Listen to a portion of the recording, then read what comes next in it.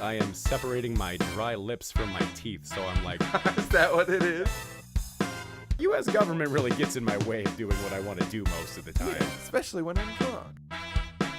You got in a... Altercation with a swan? Yeah, it was a goose. Really? But, yeah. So I'm shitting in the space between your legs? Yeah, you're shitting in the Onto space. your dick? No, my dick is tugged. Bunch of podcast-having motherfuckers. Never should have gave you dads money. Don't know how to appreciate shit. The Dapper Dads, folks. Episode 67, Whew. I believe. We're getting up there. If all my data is we're at correct. retirement age almost. Yeah, I said on 65 we could retire, and you ignored it like everything I say on here. Welcome, folks. Still here. I think you should get a good couple of years into your get on that stretch towards 70 and then retire. No, retire early. How early do you want to retire? Me? Yeah. We're not going to retire. I'm thinking 40. We're not going to... Well, yeah, if this takes off, then I'll retire. But if we have to work like normal jobs, there won't be money for us to retire. All these fucks are taking it right now. I invest in a 401k. I don't know about you. When did you just start that 3 days ago? Yes, and now I did. You're being such a fuck. Anyways, Yeah. folks, go to I've always been a fuck. www.thedapperdads.com. You'll find information about 401ks there. Make sure to roll over. Get a Roth IRA. Make sure it's an independent 401k. Just me so that saying when, words I've heard. make and sure it's looked at on independent so when the papers. Dapper Dads give up on you, you can take your 401k and go elsewhere Yes, with it. please, God, take your 401k. Take it away from us. It's too much stress for us to keep up with all That's of these the worst numbers. thing about having a 401k is watching the money build and you can't do anything with it. I want the fucking money. I probably won't live, so give me the goddamn money. Just wait until you're in the hospital No, on your give me- deathbed. And then have the money on my take deathbed? it all out and buy some extra. Get those vinyls you've always wanted. On my deathbed? Yeah. If I'm taking money out on my deathbed, I'm mainlining heroin just cause. Just because. Yeah. That's the fuck moment. it. That's when you're gonna start doing hard intravenous drugs. Is on your deathbed with your 401k money. Yeah. Let's make sure there's nothing to give You're to not my wrong. family. You're not wrong. Fuck them all. I feel like I'm gonna and anybody who loves them. I feel like I'm gonna have to be the one in charge of this as your business partner / best friend / guy that you. Yeah, I hate. put my life in your big stupid hands. Who among your people that you know are you gonna trust to get you a big bag of heroin on your deathbed except me? I'm sure someone can do it. I'm looking at Kurt, honestly.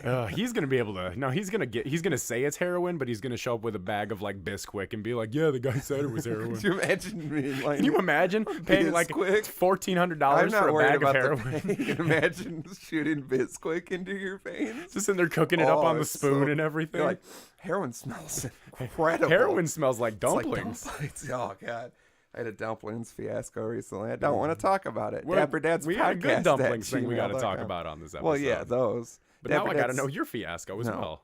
Dapper Dad's podcast at gmail.com. Email us and demand to know about Drama's dumpling fiasco. Yes, I will email people back about the dumpling fiasco, but I will not say it out loud. 4027-DAPPER, that's 4027-327737.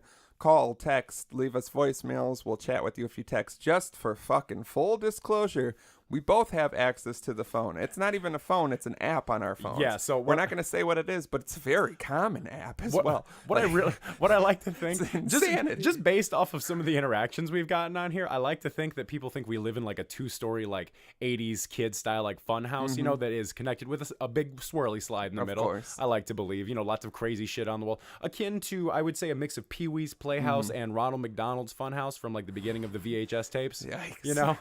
What a fucking acid nightmare. I got 2 bitches doing acid in my nightmare house. But yes, we see everything. If you're talking, if you specifically talk to one of us, like, hey, Slim, I see it too. Yeah. I see it before Slim sometimes. And you can address us yeah, individually. if you We have will- something yeah. to say to one of us, then that's perfectly fine. So- but then we've gotten texts that are like, hey, tell the other one this thing. And it's like, we can both see it. Because I like to think that in this fun house we have like a really fun like it's like a rotary phone, but you can pick it up and it's kind of like Powerpuff Girls where it's got like the screen on there too. Of course. So like, you know, we have to pick up the phone to look on the screen, but we can still dial it with, that's how we text is we do the dial with the fingers. It takes a very long Yeah, I time. was If gonna I'm having say. a really big interaction with you, I need you to understand it takes me about 20 minutes to type those out with the rotary phone.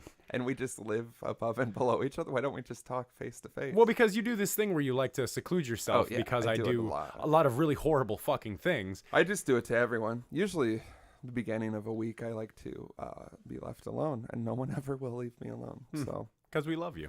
yeah, that's For what we some call reason. it. go to our Patreon. We are currently in the midst of cooking up a spicy Patreon episode. Spicy's an understatement. We've said for a long time, we give you a lot for free, way too much.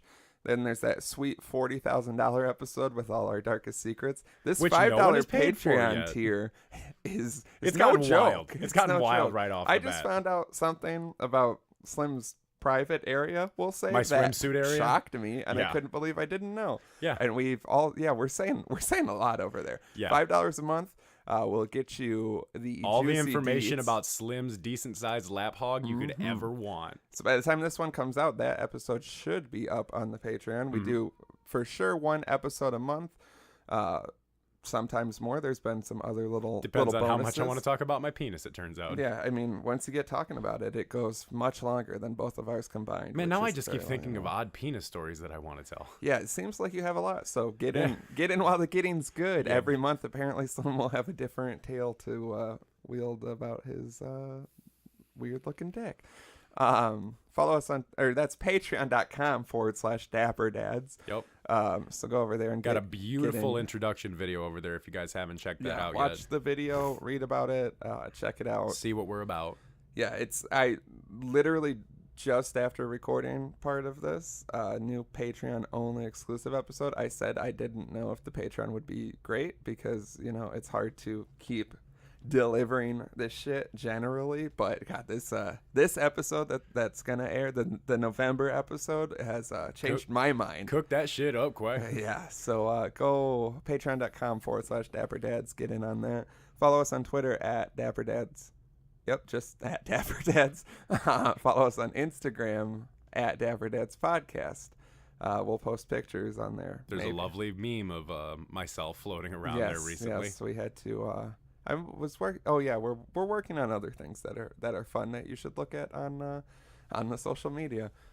Never not working, and boy is it ruining my life. Yeah, it is just starting to haunt my dreams. It's affecting my sex life, the way I interact with people. I can't talk to them unless I'm treating them like they're on a podcast with me. It is slowly starting to creep into my psyche and freak. That's right. We have an exclusive piece of merchandise here. As exclusive as it gets. And so check this out. If you are listening to the show, you have a chance for this shirt to be yours. This is, it is conditional, just like everything else that we do, like our love. So if you're looking at the video, definitely check out the video for this. It's hard to even show it. If you've been following us on social media, there is a lovely photo of myself that Drama was able to capture last time we were in Minneapolis. We were resting. If you recall, if you're a diehard, if this is your first time hopping in, for some reason you decide to hop in on 67. It happens. It does happen than we realize. So when we were in Minneapolis, we took the last time we were resting up before Prof Outdoors. Yes. We were watching the remake of Footloose. Yes. And I was kind of drifting back and forth in a nice nap stage, and Drama was just going to get a nice photo of me, cuddled up, taking a nice warm nap. But right when he took the photograph, for some reason, what happened instead was Slim just shot up out of bed. Shot up and made. It's the meme that was just referenced. It's the face on that. It's the face of all of our memes recently. Yeah. It's just a gaping mouth glare at the TV. What I'm doing is I am separating my dry lips from my teeth. So I'm like, is that what it is? Yeah, that's exactly what it is. So it's me. Okay. So it's it me makes going. So much sense. It's me sitting there going. Just kind of working on that separation there. We've posted it a bunch. We made it into several memes ourselves. I'm going to go hold it up in front of the camera so people can get a good look. Well, I can just put it in the video because honestly, that picture, what happened was we like to, when we go to Madison, for a long time, it's been a tradition of making different one-off t-shirts that are inside jokes and ridiculous. I took it upon myself to take that photo of Slim's face and put it on a t-shirt and wear it to Madison and see how long it took for it to be. Definitely took me a minute to realize it was me. A very long time. I don't stare at your body that much. I'm usually looking at the ass. Kurt noticed it right away. Well, he's looking at your supple body. He's more about kissing your chest. I'm more about getting up in them sweet little ass cheeks. I don't think you should be. You know now. Yeah, I know now. I don't want to be up there anytime soon for what it's worth. I'm afraid whatever I do down there might send your ass into relapse. We're all afraid. So yeah, basically you made this shirt. It's a extra large black shirt with the picture on there. The picture is not fantastic quality printed on a shirt because of cell phone quality, and I blew it up, but it is what it is. I wore it that night. It got beer, sweat, and cake on it. Yeah. So what is the condition for someone to win this shirt? What do people have to do to get this We're gonna shirt? say submissions. The best submission. We'll run it until the 1st of December. We've got a couple submissions on this episode that we'll go ahead and include. Yeah. So they are anonymous. So one of them's anonymous. So I don't know if that'll be the one that's picked. You want to do it to where it's not anonymous. Yeah. If you do something that's anonymous and we pick your submission and you don't want to come forth, then we'll have to pick the next best right one. So definitely make yourself known. Keep yourself up on the current episodes, because so just keep in mind, this one will be coming out on the 16th, so you probably got like 2 weeks to get something in. You got 2 weeks to cook something good up for us. I know you guys are more than capable, because we've gotten some fantastic submissions on this show before. We've gotten some that I would consider to be worthy of getting this t-shirt. Exactly 2 weeks. So yeah, just throw something out there. You do it at the website. Just make sure that it does have a name or email that we can actually get in contact with you at. Otherwise, you can do it easier, dapperdadspodcast@gmail.com, or just DM us on Twitter. You can Facebook, text us, call us, leave us a voicemail, anything. Yeah, any way to submit. This is a one of a kind. We will not make this shirt ever again. We will ship within the United States, so don't feel like you have to be a local fan to take advantage of this. Yep. We will mail this out to you. We will ship it to you. If you're an international fan, I don't know how much it's going to cost, but if it's more... I will not ship international. Okay, so there's a fact. We are discriminating against our international fans, but as long as you live within the continental 48, well, yeah, you can for win this for shirt. this, if you're international, go ahead and submit. I just don't even think we have international fans anymore. We are what's wrong with America. But yeah, so yeah, get this. It literally was worn by me. I did a lot of unspeakable things. So this is one of those things where you're going to be able to say, when we, blow up and we have our own TV show someday, that you got a piece of exclusive merchandise that was on Drama's body. I washed it. I wish I wouldn't have, but I think I washed it on accident. Because I know there was some brandy slushy on it. There was definitely cigarette ash. There's ash on everything I own. Cake, as we mentioned. But yeah, it lived a wild night with the Dad Squad. So we're gonna pass it along. So any submission is it's worthy. It's viable. Yeah, and it just comes down to what we like the most. And like I said, so. Impress us, us, send us a submission that's gonna blow our fucking mind. Send us a submission that we are speechless about. If you can render the dad speechless, that is a 100% automatic win. Oh hell yeah. And there'll be we'll put some other goodies in the package if you don't already have koozies and stickers and other fun. Maybe we'll throw some other fun stuff in there. Maybe just some exclusive who person. Fucking knows? Maybe we'll cut the nipples out of it. So maybe put it Slim on, will throw and some. Again, it is extra large, so I mean, it's the size isn't gonna change. If you don't wear extra large, you can still have the shirt. I don't give a fuck. Yeah, I don't care what you do with it when you have the shirt. No, please don't come into it. I don't want that. I can't say don't just because my face is on it. I don't know. We're both gonna agree. Please don't come onto it. How do we make sure people aren't doing that though? We can't. Do we Scotch guard the shirt before we send it out? System. I'm asking, please. I'm not saying that's you can't. fair. We're being polite about it. Please don't come onto. If we send you this shirt and you send us a picture of it covered in cum, we're blocking you on everything. Yeah, then we might. Do you want to be the first account blocked by the Dapper Dads on everything? We might just quit the podcast. There's a very good chance I'll quit the podcast if I got to see a picture of my face covered in your jizz. Could you fucking imagine? I don't want to. I can, but I don't want to. I would be upset about it. So yeah, don't jerk off on anything we give you, preferably. But yeah, win a fucking t-shirt. Get some submissions. Yeah, win some shit. Yeah. We're still doing our contest that we've been doing forever. Once we get to 100 5-star reviews on iTunes, we're gonna print you up an exclusive piece of merchandise, like a very nice, exquisite piece of merchandise. Yeah. We don't even know what it is, but it'll be great. It'll be better quality than the shirt. Yeah, but it'll still be interesting. What the fuck was I gonna say? That's it, folks. Episode 67. Just the promo. Submit. Maybe win a t-shirt. It's been a while since we've done a giveaway. Yeah, it is. So I'm happy to bring it back, probably 60 episodes later. Yeah.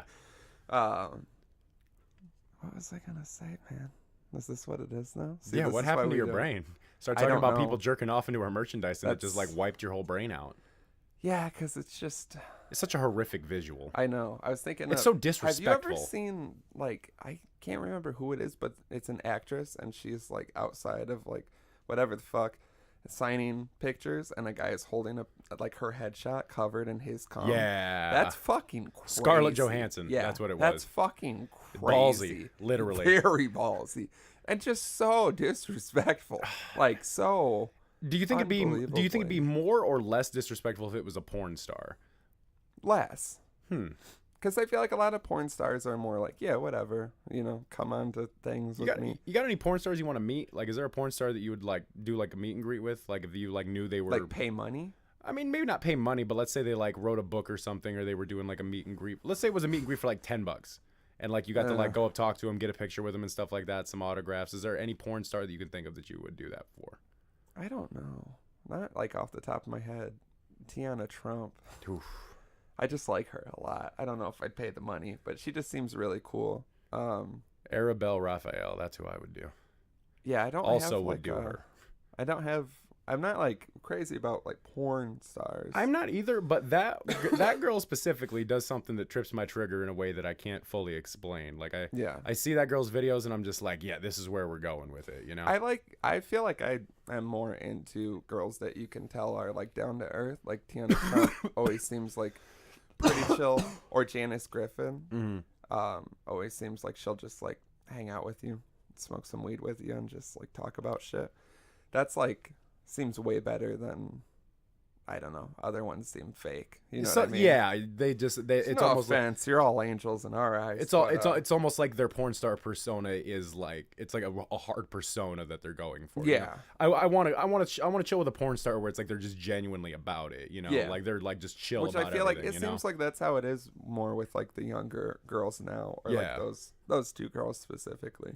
But yeah, they just, or like Riley Reid seems like pretty chill. Reid, absolutely. Says the N-word though, so it's problematic, but I'd still smoke weed with her.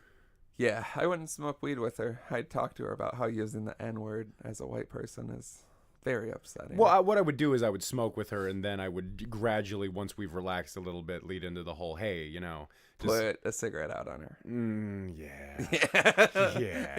The dream. God, that sounds sexy. I just want to put a cigarette out on a woman. I was watching Terminator 2 at my mom's house earlier this week. Fuck yeah. Great fucking underrated fucking movie. People when you forget watch how it good nowadays, you're like, it holds up. Like the violence in it, it really, really holds up. And but have we been over this? I feel like I watched Terminator 2 a couple months ago, and the guy that becomes like liquid and stuff, I swear to fucking God, and I only watch it on TV because it's just, is that what you had where you're like, it's randomly on TV? Yeah. Or and like, I swear to God, I watched it on the BBC and they had all the gratuitous violence in there. Then is there a scene where he takes his hand and he makes it into like a sharp point and he sticks it through the guy's like chin and up through his head? Yeah, I guess I just haven't seen it uncensored. And there's also a scene where he's in the mental hospital where the girl is, and he walks up to the security guard and he just takes his finger and puts it through the back of his head. Yeah, that's tight as fuck. That guy's fucking awesome. Well, as a kid, I wanted to either have Michael Jackson's powers from Billie Jean, which is just to light up everything you step and touch on,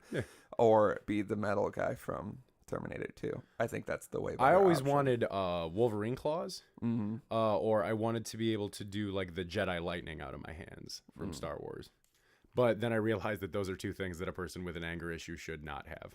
Yeah, I feel like the claws would become cumbersome. I don't feel like they'd be cumbersome, but I feel like I would definitely abuse the power I would have with Wolverine claws. Abuse any power. Like I wouldn't pay for anything. The metal guy anywhere he went. Can just turn into people. Yeah. You think I wouldn't abuse that? Oh, you would do some crazy things with I would constantly be you in front of you just to fucking trip you out. But what if I wanted to make out because I was so attracted to myself? I mean, I'm made of metal. I think it doesn't count if I kiss a man. Do you taste like metal if we make out? Probably. If I've turned into you, I'd say I taste like metal. Do you think you can morph your dick around if you're made out of metal like that? Can you turn your dick into like a big metal spike that you shoot through people?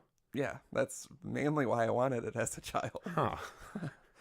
I know where my mind's at. I also know where it's at, and it really upsets me. It gives me nervous belly. Did you ever play the fucking game as a kid, the Terminator like video game? I had it on Sega. Mad difficult. It still makes me angry. Just driving on the motorcycle from like because you like start at the bar and you're like naked. Well, the whole reason I brought up Terminator was because yes. the scene you mentioned putting out the cigarette on the girl, and I turned it on right at the scene where Arnie walks into the bar and he's like, "Give me your clothes and your motorcycle," and the guy's like, "Hey, hey, hey," and just puts the cigar out on his chest, and he just stands there like a motherfucker. And I just. Man, that scene just like the idea of getting something like put out on you like that really like psychs me out. But then I think about how tough of a motherfucker Arnold Schwarzenegger is and just beats the shit out of those guys. Well, yeah, I just walks up and takes the guy's shotgun out of his hand and then takes his little sunglasses out of his pocket and puts them on at night. Beautiful. I think if you put a cigarette out on a man or anyone and they don't flinch, then you fucked up a lot. There is... Like, you probably fucked up more than any other scenario. So Ham told me about this game that he would play as a kid where what they would do is they would take their arm... So, like, take your arm and put it together with mine. And then they would take a lit cigarette and pop it in between the crease of their two arms and just let it burn down. And they would see who could last the longest. And whoever lasted the longest won. But to me, that just sounds insane. Yeah. Like, do you think you could last during that? How drunk am I?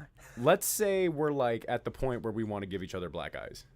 Oh, yeah. I could probably last way longer than you would want me to. Yeah.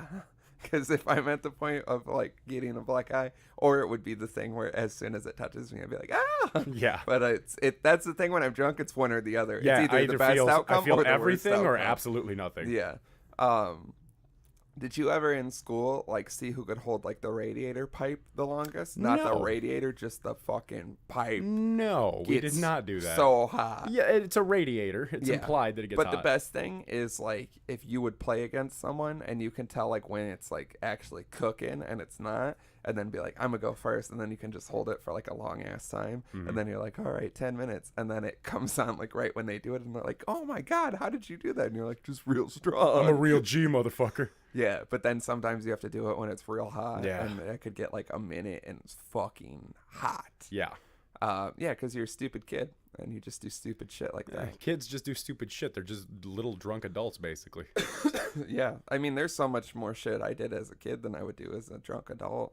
Because now I know about consequences. Yeah, now I know about... Now there is consequences. Yeah, because now my body's not regenerating its cells as fast. I know not even your body, just like the court system and everything. That's really where my mind goes. Because I never think about my U.S. government really gets in my way of doing what I want to do most of the time. Yeah, especially when I'm drunk. Especially when I'm fucked up. I don't think about my body nearly enough, I'm pretty sure, when I'm drunk.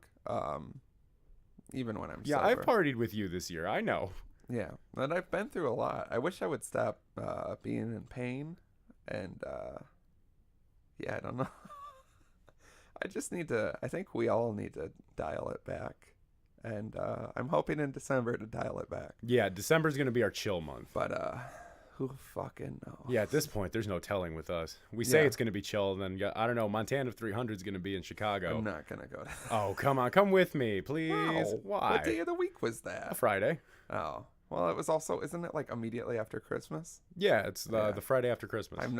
I'm definitely not doing anything the last week besides because you got Christmas and New Year's Eve. Mm-hmm. Fuck Montana 300. Whoa, we're gonna have to edit that out of the show 100% completely. No, I do not stand behind. Good guy, friend of the podcast. If you horrible data play. If Montana is listening to this or any of his people, I do not stand behind that sentiment. I will pretty much do whatever Montana 300 tells me to do.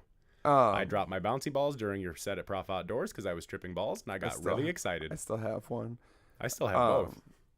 What was I gonna say? God damn it! Why does this keep happening?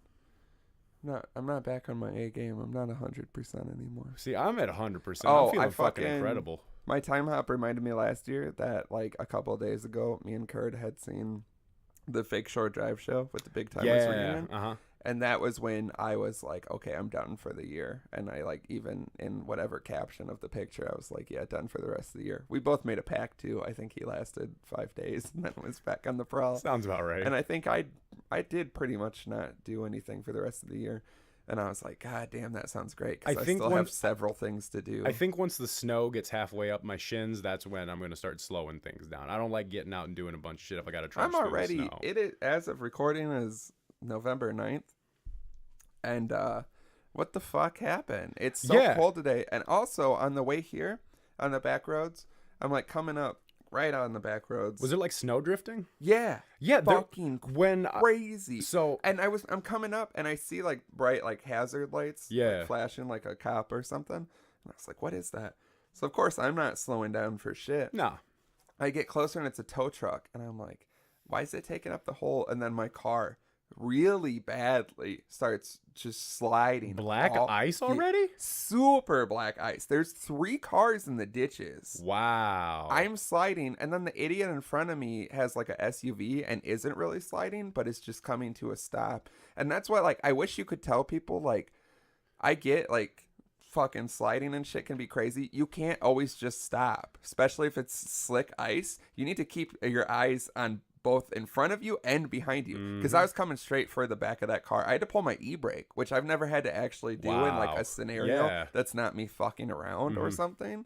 And yeah, because I was sliding and I'm like, I can't stop. I'm pumping the brakes. Nothing's happening. So I just pulled my e-brake and I was like, I don't even know if this is going to work. And then I just kind of circled around a little bit and then I stopped. And I was stuck behind this jackass for 30 minutes and he keeps just stopping when there's ice. And I'm like, you can't do that. That's what causes a rear end collision. Yeah, I'm going to slide in the back of you. Then I'm going to beat the fuck out of you when you get out of the car. Because the whole time. And he's stopping at stop signs for like a full minute, and I'm like, let's fucking go. What are you doing? So, and it was switching in between 2 and 4-wheel drive to picking what the best drive is for a big SUV. Yeah, so it's already, and I think it's because like it was the first snow today, also like the first like snow that which was around. Crazy to me because I was over at I was over at a friend's house last night, some good friends of the podcast, Jill and Ted, and I was over there for a little while because I brought a bottle over and got a little too drunk, a little too fast, so I was chilling for a couple hours just so I could be safe.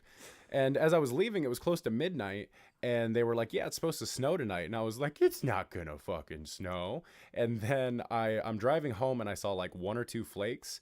And like, you know that smell that comes in the air? Yeah. Like that really crisp snow smell? I'm like, yeah, it's not gonna snow. And then I get in the house, get undressed, get in bed. I'm laying there on my phone just scrolling. And one of my some guy I went to high school with adds to his Facebook story, and it is like a blizzard. Yeah. He's like at work, and he like is going out to his car, and he's like, what is this shit? What is this shit? And then I knew that was the first one, because if you're not from the Midwest and you're listening to the show, it is a constant habit of people. When the first snow of the year falls, everybody has to make a social media post about it, because your eyeballs do not work, and you cannot get up and look out your fucking window and see that there's snow. Yep. And you have to let every one of your friends know that there's snow, just in case their eyeballs don't work. Yeah, it's fucking... And then everyone ends up in the ditch. I had heard yesterday someone talking about it was going to snow. And then this morning, people were talking about how cars were in ditches. Like, everyone was talking about it. Which is crazy. And I said... Because this was a dusting. This is karma. Well, it's because of what happened to me. Because I also was like, well, if you're in a fucking ditch today, you shouldn't be allowed to drive. You're stupid. And then as I was about to drive in the ditch, I was like, well... Shouldn't have Taste of my own medicine. Shouldn't have said I'm that. the pot calling the kettle black. Literally text that, so it might be one of the last texts I sent. And yeah, it's fucking. And if I had to hear about you, if I had to go to the hospital tonight because you went into the ditch over a light dusting of snow, I'd kick your ass while you were in the hospital. I would have agreed with you. I want you to drive your fucking truck. It was literally just like a 10-foot stretch. It looked like they had been wetting it all day with like air conditioners blowing on it. It was fucking just putting insane. Those big floor fans on it. And then it's one of those things where you're like, perfectly fine again. Well, what was crazy to me? Okay, so I woke up this morning and like obviously I figured there was going to be snow on the ground. Looked outside. Well, I woke up and I was like, why is it so bright? And then I looked and I was like, fuck. Well, I looked and there was snow outside. More snow than I thought there was going to be, because when I looked at the weather, they were just talking about a dusting, but this was probably a good half-inch of snow that was out there. And I go out, wipe off my car and everything. I've got a new commute to work, so I'm taking the new way to work and stuff like that. I like the first snow of the year. I like how everything looks with that fresh dusting of snow on it. And so I get to work, and it was a short day today. I was only there till 2, and there's no windows in my office. I'm in the corner. There's no windows, and so it's like a prison. Yeah. So I would periodically get up and get a coffee and take a look outside.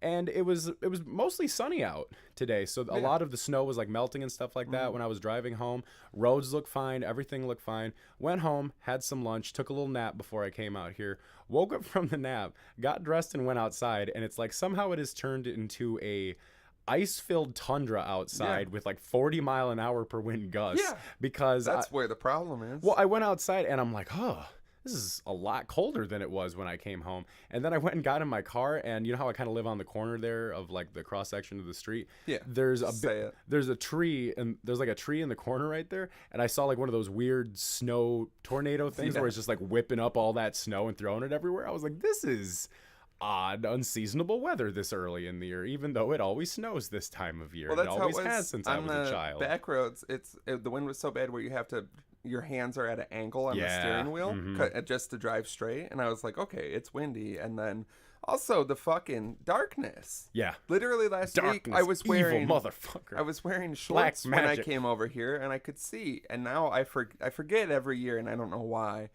And just fucking driving out here when it's like dark. Yeah. And it just gets darker, and then all you do is live in darkness. Yeah. It's like, fucking god damn it. I will say this is the time of year when your friends are driving home where you separate from your friend group. Tell your friends to text you when they get home and stuff like that, because I always do that anyway, just because that's my little way of saying, like, I love you and I care about you. But if you live in the Midwest, snow's coming, make sure your friends are texting you when you get home and shit like that, because the last thing you want is to hear about your friend being in a ditch or something like that. I like knowing that my boys are safe everywhere, so check on your friends this winter, especially once we start getting the bad snows. Yeah, it's fucking, this is, like, literally, this was one of the worst snow driving experiences I've had in years. Which is crazy, because there's barely any snow. Yeah, it wasn't even snow on the roads. And I think that's what it is. It's the first one, you're, like, cocky, and you're like, fuck it, there's not even really I've snow. lived here my whole life. I can drive 60. In this shit. And I can drive better than a lot of other people. I gotta weigh that car down. That car's light as a feather. Want to get some sandbags? Yeah, I'm gonna. I usually do, but it's fucking November 9th. I thought I had time. I was gonna try to mow the lawn tomorrow. You always think you have time. I thought I was gonna mow the lawn tomorrow. Did you get your Halloween decorations down finally? For the most part. still the body hanging from the tree. That's gonna stay there I all just winter. Yanked that down. And I'm sure you don't look crazy doing that. Well, that was like the last thing, and without the context, that looks insane. Yeah, that looks like a million other things. So yeah, you literally can just pull that down. Now then there's just a string, but that's not my problem. No, that's God's problem now. Birds can use it for a nest. Yeah, I think I've got like the one little ghoul above the light, and then the actual rope lights, and then that string of arms and legs. So I just opened my window so it fell down, and now it's just in the bushes. Yeah, which looks crazy if you take a look, but without context. Well, fine. I'm driving by your house jerking off every night. I'll check it out next time. Yeah, the old ride and jerk, huh? You know me. The old slow ride. My modus operandi. God, I live too close to the corner. There's got to be so many laps. Yeah, there's quite a few.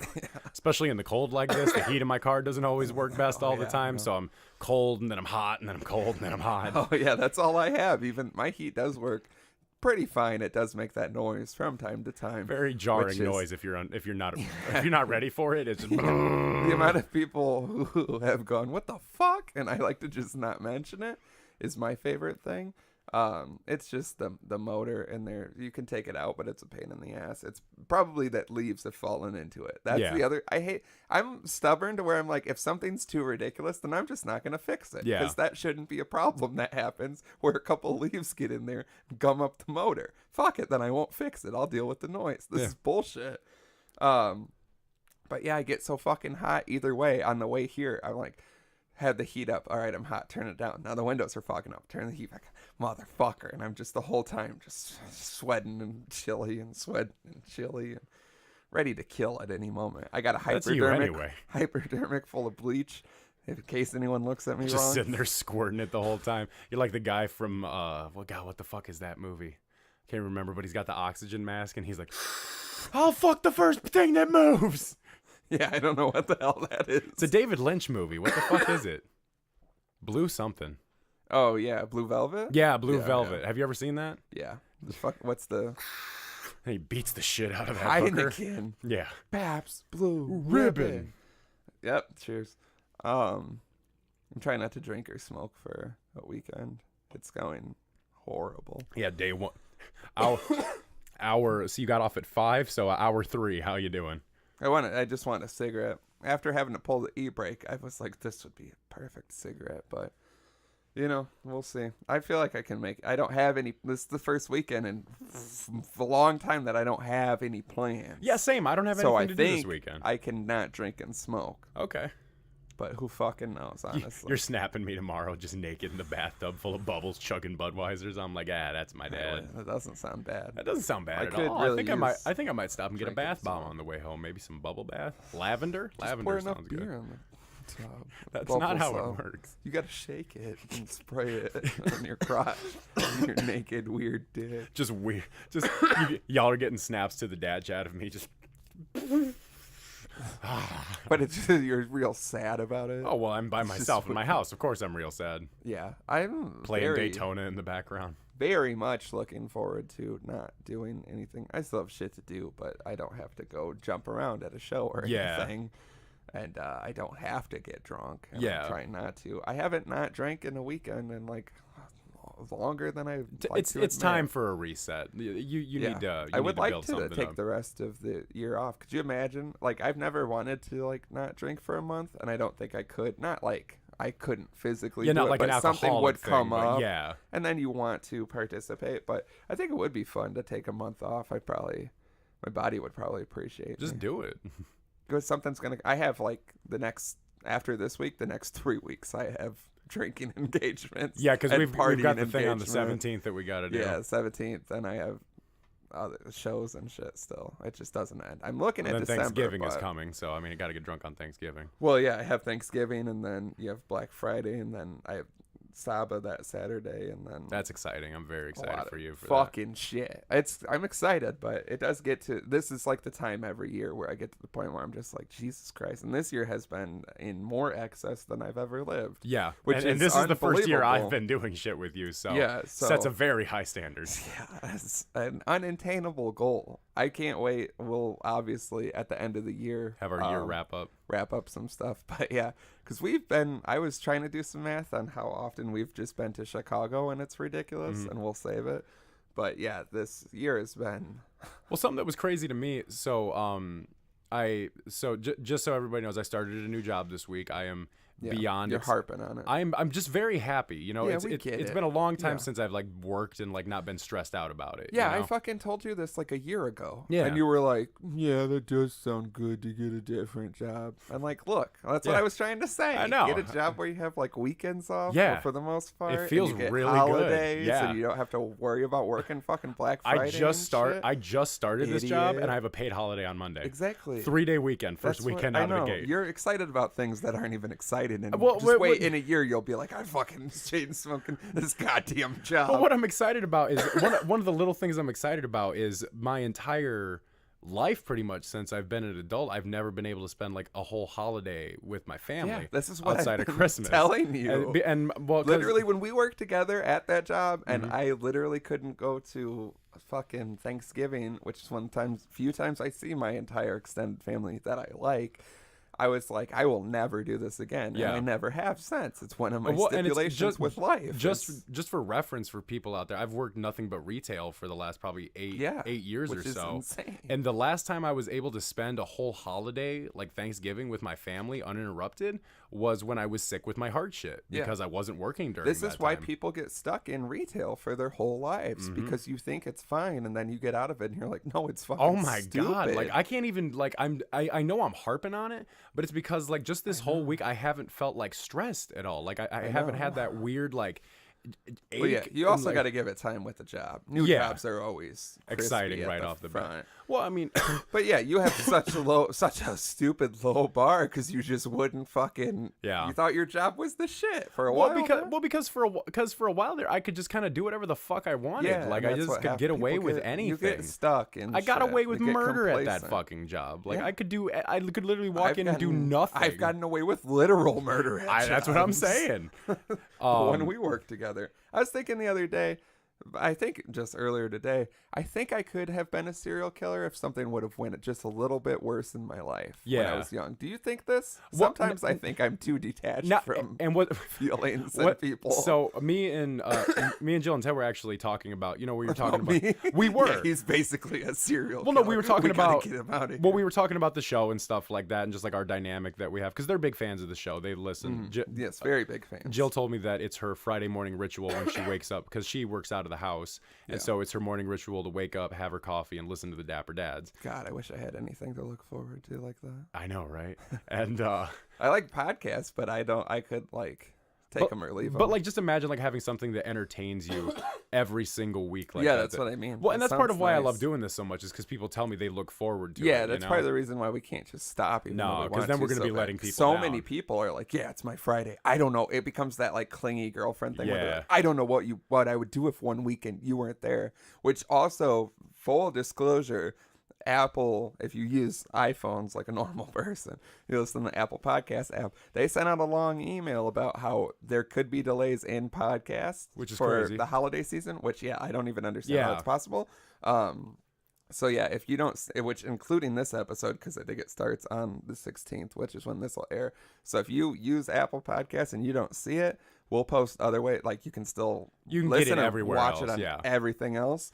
But yeah, that's not us fucking up. I want to get ahead of that in case it happens. Well, and one of the things that got brought up when we were talking about it was how very similar your and my fathers are, and how our childhoods were very, very similar. Mm-hmm. And she's like, you know, obviously I've never met Drama. They would love for you to come. I would love to meet all of you. But she was like, you know, just from what I can hear from the show, she's like, it sounds like he had it a bit rougher than you did with your dad. And I was debatable. Like, and you know, and that's what I told her. I was like, you know, it's debatable. Everything is as you take it, you know, and stuff like that. But I mentioned to her, I was like, yeah, we sometimes sit there and we'll swap dad stories back and forth, and we think we have go the same. Dad for dad. You don't want to go dollar for dollar. You don't want to go papa for pops. But no, and I actually mentioned, I was like, yeah, I feel like between me and him, it's what you just said. There's like one small thing that could have happened in our childhood that was that teetering line between the functioning adults that we are right now and just a fucked up weird basement dwelling killer. Like for sure. Like I'm just gonna say it. I was one molestation away from being a serial killer. Oh yeah. Well, what's the the thing that they say we're wetting the bed, head injury, hurting animals. Yeah. There's like but 7 of them. 7. It's called something. You know, I'm gonna go ahead and look this up. But yeah, I had a head injury because my dad just let me fall off of a very high, I don't know. It's great to try to think of how to describe a head injury. I fell off of a thing. I keep wanting to say shelf, but that's not right. When my dad was a kid, he got I'm amazed he wasn't a serial killer. I was just gonna say, also surprised our dads, as far as we know, weren't serial killers. He was dragged by a car by his chin because he was a small child. And this almost sounds made up, but you can see the huge scar on his chin. I picture him, before you say it, as a grown man? A little bit. But I picture him as a child also as a grown man, like a grown man in a small body. But I picture, for some reason, the ball that you tow on the back of like a pickup truck, him just popping his mouth over it, and then a truck just taking off, and they're like, Bill, just open your mouth, let go, Bill, and he's just floating through the air. What happened was, and this is just like in the fucking like 80s movies, he was chasing a ball into the street, and he got hit by a car, and the bumper on the front of the car caught his chin and drug him down the street, so he got caught like this and was basically like laying there getting dragged down the street, which is traumatic enough. Jesus. But then his dad drove a station wagon, and he worked for the Register Star. He worked for the newspaper, and yes, and I don't know if have you ever seen the inside of like old station wagons? Yeah. You know how they have like those storage racks in the top that have like just like the nets pretty much? Yeah. He had a whole TV in there, and we're talking like a 1960s. Like a flat screen. No, we're talking a 60s TV, like those big box TVs. Yeah. Took a corner too sharp, and the corner went right into the top of my dad's head right here when he was like 6 years old. And if you're close enough with him, he'll let you feel the dent that he has in his skull from where the TV went in there. I don't even talk to the man, so I don't want you getting close enough to my dad that you're feeling. Of where he lives. I don't like this at all. Like, here's what I'm picturing. I'm picturing I suddenly get the gumption to talk to the guy again, and you come over and I'm just sipping tea. I'm like, no, not sipping tea. I'm picturing you and my dad just chugging beers. No, but that's what I mean. We're both sipping tea, and we're like, oh, I didn't. I like go to knock on the door and it just just opens up, and I like peek my head in and I'm like, and you hear him in the distance go, "You're like the son I always wanted. You're like the son I always wanted, except you're not a disappointment." And then we're both just sipping tea, like, "Oh, sorry, bud, didn't know you were gonna be playing cribbage, sipping tea, having a nice meal that he made." Yeah. He's a really good cook. Well, the one thing he taught me how to cook that was actually good was pussy. Yeah, you gotta fillet it just right, son. Jesus, I'm just picturing him frying up a pussy in a pan. Love a good pussy. No, he has a fantastic recipe for goulash that his mom would make. But you know how like normally goulash is like the because you brought up a sore spot. I see. What defines goulash? Okay, now here's where it gets tricky. Because the textbook goulash that I've always seen, whenever I see someone like serve goulash in like a cafeteria or something like that, it's elbow macaroni in a tomato sauce with hamburger. Yeah. So it's just like pasta. Yeah, pretty much. Yeah. Now this is what his mom would make, and his mom, my grandma on my dad's side was not the best cook. Actually, both grandmas were not fantastic cooks. My mom learned to cook out of survival, is what she says, because my grandma was prone to cooking like liver and onions, but cooking the liver till the point where it was like a well-done steak, where it was like rubbery and like you could slap it on the table and stuff like that. And my dad's mom would make cake with an entire large can of Crisco. Oh, that is horrific to think about. I don't even know what happens with that. I think your brain gets holes in it if you eat that much Crisco. Makes a lot of sense. But so here, and this is something he made for me when I was a teenager, because he was like, yeah, this was like my comfort food when I was a kid, so I want to teach you how to make it. Spaghetti noodles, box of spaghetti, a whole can of tomato juice, a whole onion chopped up, a package of hamburger, not the tube. You got to get like the square package of hamburger, and then an entire brick of Velveeta cheese that you cut up into cubes. And so what it is you cook the spaghetti, and then you cook the hamburger up, and then in the pan where you boiled the spaghetti, you pour in the onion, the tomato juice, and then you chop up the Velveeta into cubes, and you have to constantly stir it because scorched Velveeta tastes like burnt buttholes. Yeah. And so I know. You basically have to make this weird, thick, tomatoey cheese sauce, and then you put the spaghetti in there. Really fucking good. Like, it's actually surprising. Horrible. It's white trash food to a T. Oh, yeah. 100%. I wouldn't qualify it as goulash at all. 100%. No, I also would not at now all. I'm more upset than when we started. So what I'm picturing is I go over there and he's teaching you really lovingly how to make my family's recipe for goulash. And he's like, I figured I'd pass it down to you, good son. And he's like patting you on the back and like hug. Oh, God.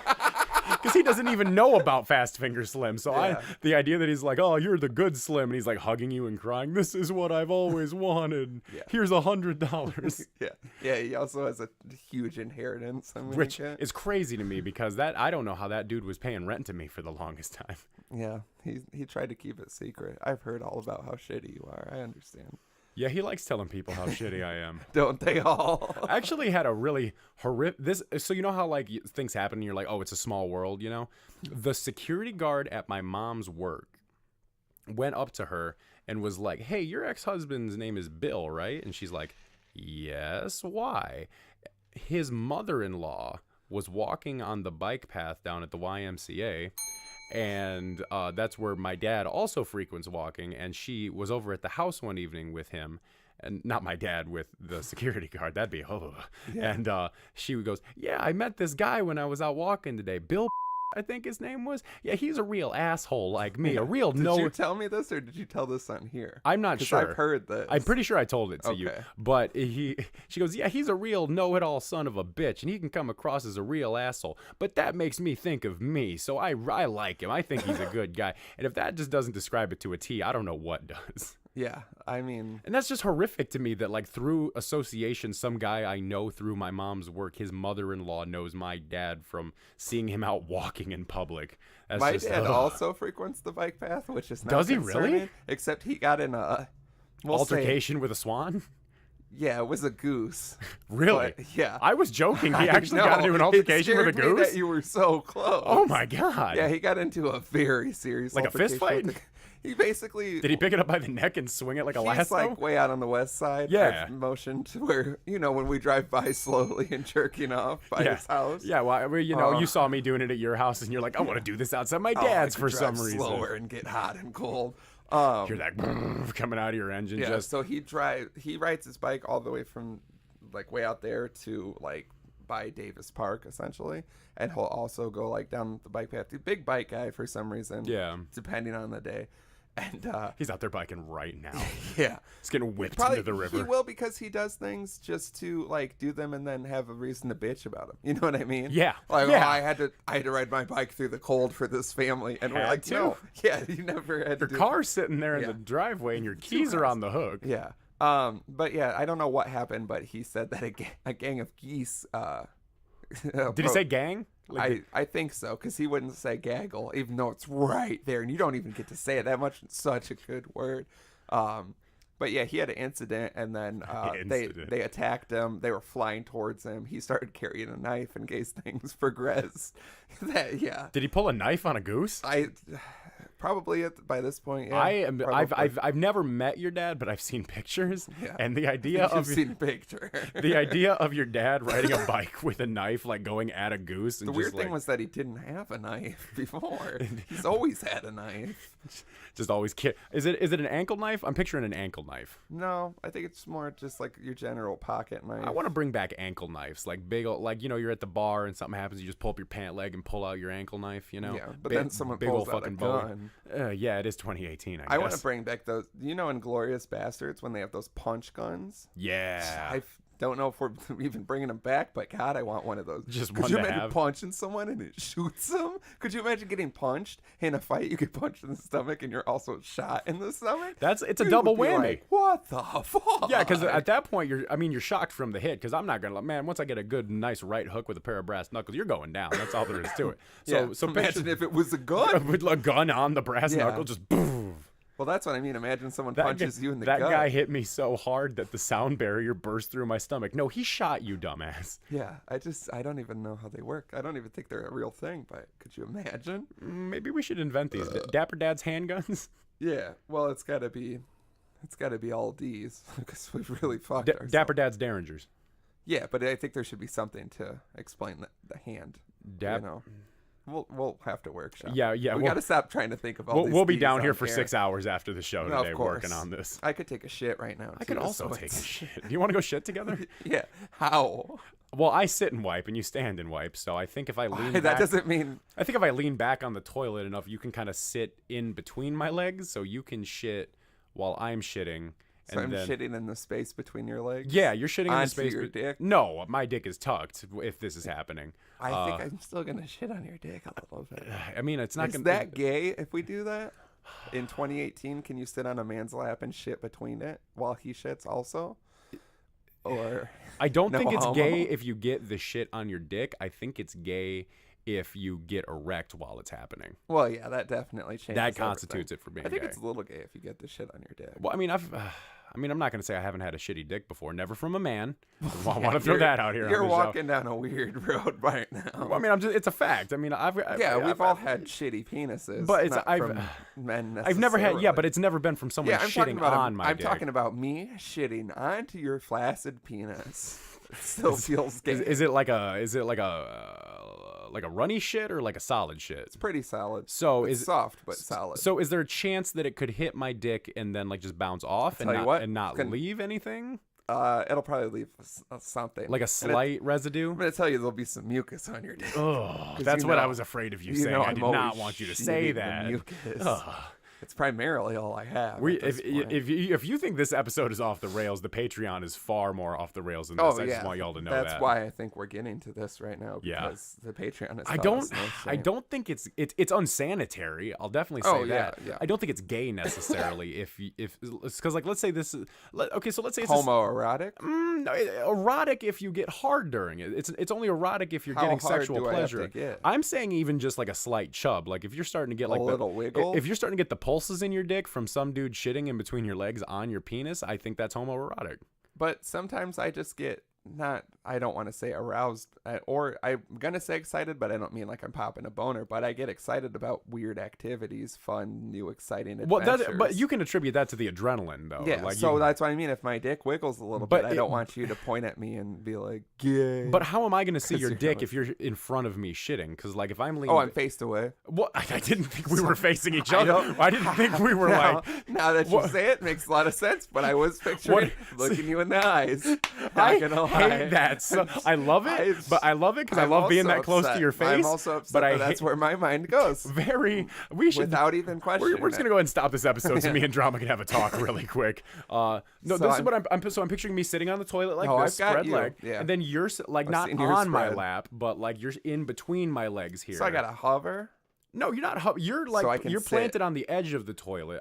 There's going to be that much. I'm taking up most. Toilet. Not that toilet specifically. I'm taking up most of the real estate because I'm leaned back. But I'm as far back as my asshole can get, so I can still shit in the toilet. I appreciate it. Yeah, well, of course I'm going to give my man some room. I mean, I'm not going to sit here and make you shit. We're still going to touch. There's no fucking. I'm not saying we're not. Like your upper thigh, lower ass area is going to be touching my thighs in this instance. Yes. I don't think there's a way to get around that. No, okay. I don't even know what we're talking about anymore. Know, but I can see it. I can see it. But so then I'm already aroused. So if I'm back as far as I can get on the toilet, you are close to it. Straddling you. Straddling's the wrong word because straddling implies like you're facing me on my lap, and like your legs are like you're like your legs. In my head, I'm still. If you're straddling me, our dicks are touching. Like that's all there is to it. Well, I was gonna tuck mine up. Where are you tucking it? If you're tucking, are you holding it up or are you? I was gonna put it under my shirt for. Oh, so you're wearing a shirt while you're I was picturing us naked for some reason. See? What is going on? We are at this point we are gay. We're lovers. Yeah, at this point we're lovers. Our mind goes to weird place because I don't know and why. Then we both find out later. We're like, oh yeah, that's not right. That's odd. So let's go ahead and lay some ground rules here. We have shirts on. Yeah. Okay. We're not naked. Okay. So I'm wrong for assuming we were both naked. You're wrong for assuming that we're facing each other. Yeah. If we put it together, it's gayer than gay sex. Yeah. Literally. I think the implication here is gayer than gay sex, in my opinion. It would be less gay if we actually kissed in this instance, I think. Which I think we would have to at that point. Well, if we're sitting how I assume we're sitting, I'm kissing the nape of your neck at this point. Of course you are. Which doesn't sound bad. Which is my favorite. Yeah, I mean, who doesn't like a good kiss on the nape? You don't get enough neck kisses as a man. As a man, I love it when a woman kisses my neck. I know. Just and like you kiss a woman's neck right so up much. Here in my clavicle, just some light kissing, man. That'll get me hard enough to cut a fucking diamond right there. I think I'm gonna go out and seek some clavicle kisses after the show tonight. From like a prostitute? No, I would never pay for it. I don't. I'm going to go out and use my fast finger slim charm to try to convince a woman to kiss me. I like the idea of paying a prostitute just to kiss me, just to kiss your clavicle. Can you imagine Can you imagine? What do you think those rates run? Like getting a kiss on $15? I'm thinking $5. 5 minutes. You don't want to cheap out. 5 minutes for a solid minute of some kisses on my clavicle. 5 minutes for a solid minute? $5 for a solid minute. I think that's a fair exchange rate. Yeah, for a minute. Because I mean, she doesn't got to do anything with my dick. She doesn't got to do anything straight. She's just. I'll be doing all the things. You're doing shit to my dick, but she's also here in the bathroom. No, I meant my own dick. Oh, we have to stop doing this. This sounds like we're doing it on purpose, and we're not. No, we're really not. Like, that's the worst thing about this. Yeah, you're totally real. I can't wait for this episode to come out next week, and everyone just text me in the morning before work, and they're like, "That was the weirdest episode I've ever heard in my life." You think so? It's one of them. It's up there. Yeah, it's up one. Hard to top that last one. Okay, so just let's get over this. Let's see if we can start getting into some submissions. Yeah. But schematically for this, I am back on the toilet as far as I can. You are in between my legs here, facing away from me. We are both wearing shirts, but we are not wearing pants. Of course. Or in a change of fate, on Monday I went to Ragstock and I got that full body red long john, and it does have a butt flap. So I would prefer some butt flaps. So let's say I am wearing the red long johns using the butt flap. You are Donald Duck in it. Well, no. If you're gonna be in a butt flap scenario, I would also. So you also want to get some long johns. Yeah, just because I mean, we're close, weird. But I don't know if I like the idea of your ass touching the inside of my thighs. I don't like that, but I also don't like being left out. and it feels. I get that. Like, so if I'm wearing some long handles, I gotta get you some long this, handles too. Yeah. So we're both wearing red long handles with the butt flaps. I'm back as far as I can on the toilet. You're in between my legs. We're both shitting. What was supposed to happen after that? I have no idea. I don't know. I I think then you stand up to wipe and I sit down to wipe because I don't even. I think the whole point of this was happen? I think it was because we were talking about having to because we both had to shit. We're both talking about taking a shit. Yeah. And then we're talking about sharing the toilet. Yeah. And then we got I into don't the have to shit anymore. No, I don't either.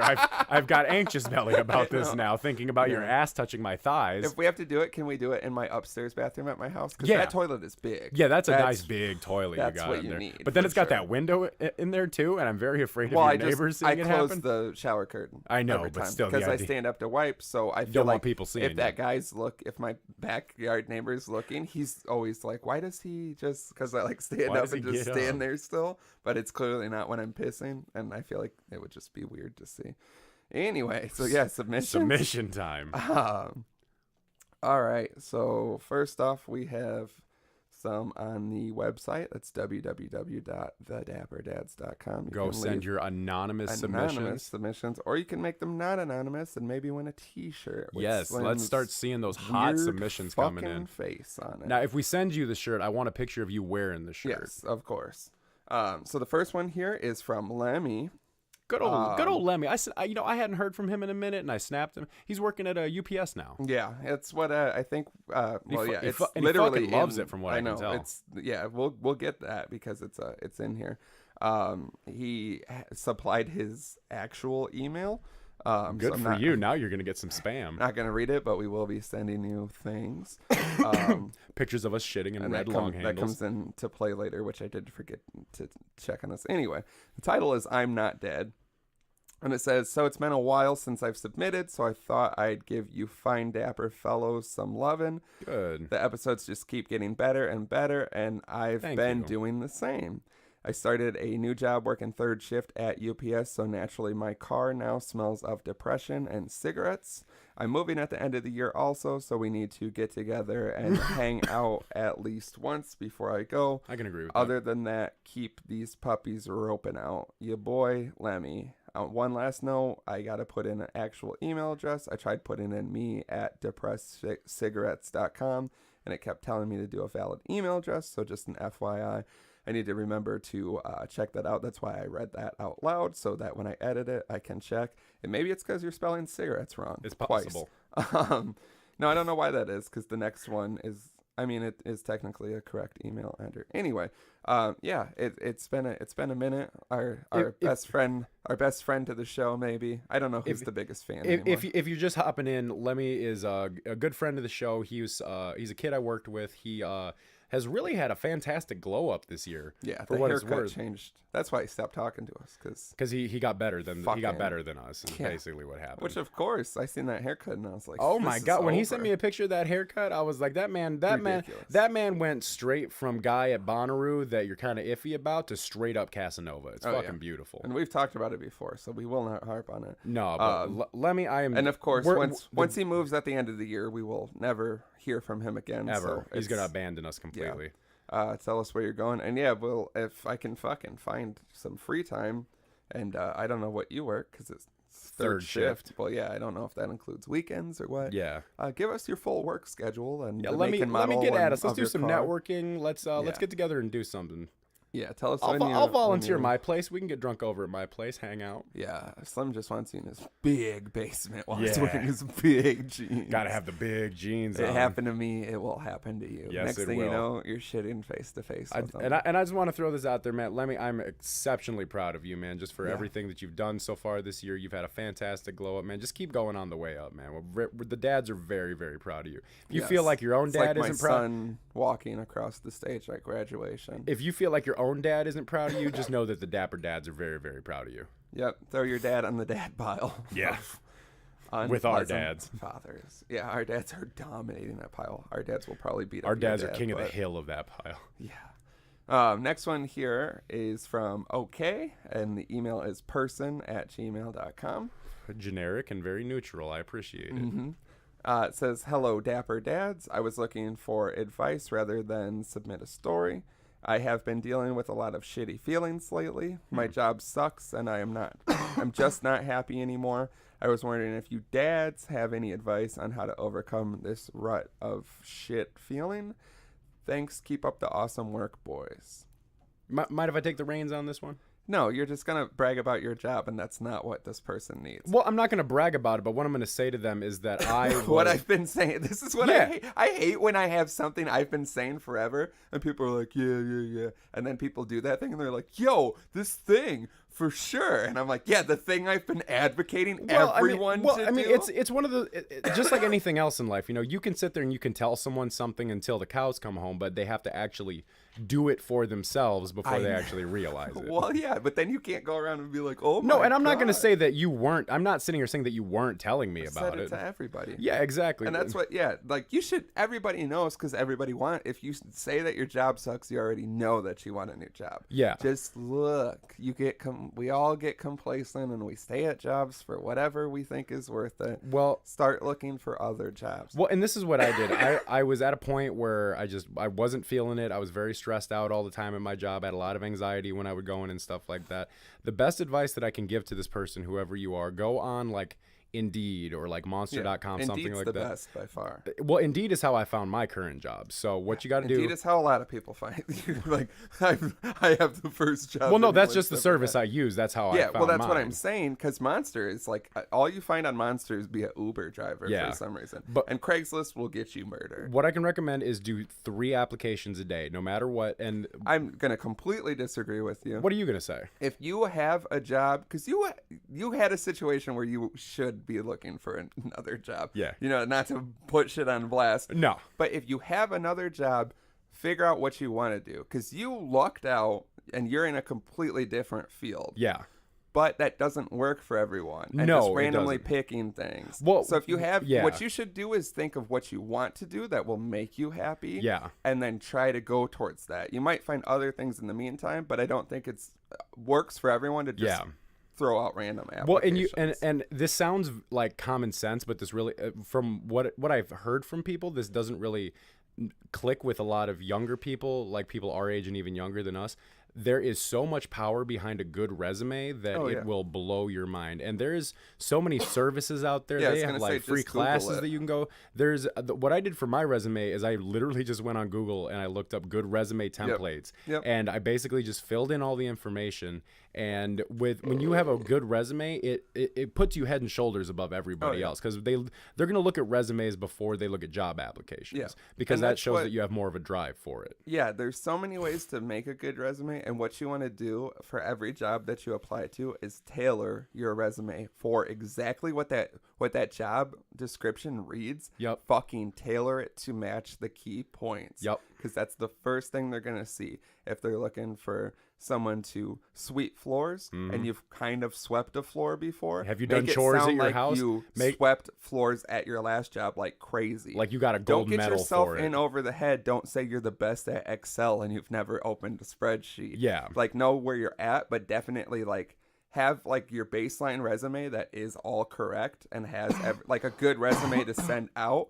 And then reread the job application and make a resume directly for that job post each time you do it, because it's going to fucking, trust me. And if you get in for an interview, congratulations on you for getting in that first interview. It's not always the easiest process in the world. Yeah. A good cover letter sends a fantastic message. So make sure that when you bring your resume to the job, make sure you cater a very, very nice cover letter for what they're looking for. I don't do that because I feel like once you get in, I can like talk good enough. Oh yeah, no, we definitely have to get the gab. Especially after this. Now I could talk my way. No, I 100% attribute what we do here on the show for part of my success, because the field that I'm in now, I have 100% no experience in this field at all. And that's what I mean. Sometimes that works out too. It's like, I don't know. It's a fucking nightmare. And that's the reason, because you look at job postings online and you get discouraged because you're not familiar with things, or you have too much experience, or it's not going to pay enough, or whatever. But take time too. It's not like you got a job fucking insanely mine was an fast incredibly for people. blessed situation, because what happened with mine was I had submitted my resume for this job, and their talent scout had contacted me, and he said that he was very impressed with my resume and said that he had 3 other positions open at this job that he also wanted me to apply for. Yeah. So that just goes to show, if I had just submitted a regular application, it might not have gone as far. But when you submit a really good resume, it shows off your talents more. It shows off what you can do, stuff like that. And I'm never going to not sit here and say that it was a huge, this job is not a huge blessing, because it came across so quickly. Your Everything life happens is like fucking it ebbs and bad tides. things that end up making your life way better. Yeah. Just once you get over the little hurdle. Yeah. Which, you're a bitch about, and it's fucking ridiculous. Yeah. But yeah, especially on Indeed.com, you can post like that resume that you make as like the main one. You can post that online and people can come to you as well on Indeed. Then you tailor your resumes from there on out to all the ones you apply for. Yeah. And take time. Shit takes time. If you don't find something in a month, 2 months, 3 months, if you have a job, even if your job fucking sucks, let me fucking tell you, it's way better to have a job that sucks, that is making you money, than to be unemployed and scrambling for a job. Because when you start scrambling, that's when you start accepting things that aren't good. Yeah, that's when you start working how we met. Yeah. And though that worked out in the end, it isn't ideal. No, not at all. Something that, a good piece of advice that I could throw out came from Richard Branson, the guy that owns Virgin. Yeah. He said, huge, gigantic Virgin airplanes. He said that if you're given an opportunity in life where you don't necessarily feel like you have the skills or the know-how or something to do it, accept it anyway, because you can just learn how to do it along the line. You will be taught, you will know how to do it. And that's pretty much what happened with me. I wasn't very sure that I could do what I'm currently doing right now, but I was given the opportunity. This company believed in me enough to give me the opportunity. For some reason, I don't exactly know why, and they keep believing in me, because every time I talk to my manager and like anybody that's of any importance with this job, they're very supportive, they're very kind. And I straight up told them at my training earlier this week, I was like, because we had to like go around the room and say like what our former job experiences were and stuff like that, and there was a lot of people that did not have any experience in the field at all, and the woman was like, it's 100% okay that you don't have any experience in the field, because we didn't pick you necessarily based on experience. We picked you based on what you can do from your resume, because we feel like your talents that you have are suitable for the job. We'll train you to do the job. And that's another thing with how you write your resume. Because I've gotten some of the best jobs of my life I shouldn't have had, and I happen to weasel my way into it. You can do a lot of shit to get a job. It's fucking insane. The other thing, not to harp on the job, because that's just one of the things here, general happiness. I feel like one thing that I clearly do is have things that you're like excited to do. Yeah. Like, why do you think I go to shows so much? Yeah. Is because otherwise life is, it gives you something to look forward to, and sad. Yeah. If I don't have a thing coming up, which used to happen and now hasn't happened in years, and now I think that's why I just keep doing it, because the thought of that scares me. Yeah. But even if it's like 3 months away, you have that thing. Well, and even though you're going to hype it up way too much in your head and then it will never live up to it. You can still wake up and look forward to it every day. You're still going to wake. If you don't have any, and I've been told this about, like, I have a fear of dying, and people are always like, you can't have a fear of dying so much if you have something to look forward to. Yeah. You think you can't die before that thing happens. Right, which is completely wrong. But you it's fool in your yourself head, into like, thinking well, I can't die. I have to go to see this show in a month. So I feel like that helps a lot. It's not always the best thing to just keep doing it. Monetarily, I could have bought a house or a car or something already.